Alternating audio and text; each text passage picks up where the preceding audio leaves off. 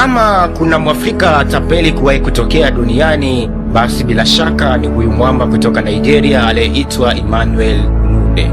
Huyu jamaa hakuwa tapeli wa kawaida wa ile hela tuma kwenye namba hii, hapana. Huyu ni mwamba aliyewahi kupiga benki nzima ya kimataifa na kuwafanya waamini kabisa kama wanasaini mkataba wa maendeleo ya taifa. Nude alikuwa mfanyakazi wa benki nchini Nigeria na hata aliwahi kufika hadi cheo cha kuwa mkurugenzi wa benki. Kwa kifupi, alikuwa anaijua dunia ya fedha kama fundi simu anavyojua waya wa chaja. Tatizo tu ni kwamba badala ya kutumia akili hiyo kujenga uchumi, akaona bora autumie kujenga utapeli. Sasa mwaka 1994 Nude akaamua kuanzisha projekti yake ya kipekee ya utapeli. Mchezo ulikuwa ni mrahisi sana. Akaamua kupiga simu. Simu hiyo alipiga kwa jamaa mmoja aitwaye Nelson Sakaguchi, ambaye alikuwa mkuu wa benki ya Banco Nordeste nchini Brazil. Lakini hakujitambulisha kwa jina lake la Emmanuel Nude, ila kwa jina la Paul Oguma, ambaye wakati huo alikuwa gavana wa benki kuu ya Nigeria.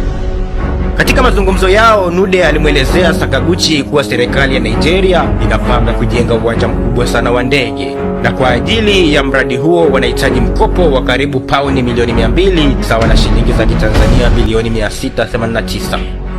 Baada ya mazungumzo kadhaa, Sakaguchi akasema sawa, lakini ana sharti moja tu dogo. Anataka pauni milioni 8 sawa na bilioni 27 kama asante ya siri kutoka kwenye mapato ya uwanja huo wa ndege utakapoanza kazi.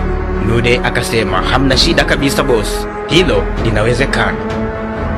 Kuanzia mwaka 1995 hadi mwaka 1998 benki ya Banco Nordeste ikaanza kutuma fedha kwa ajili ya huo mradi.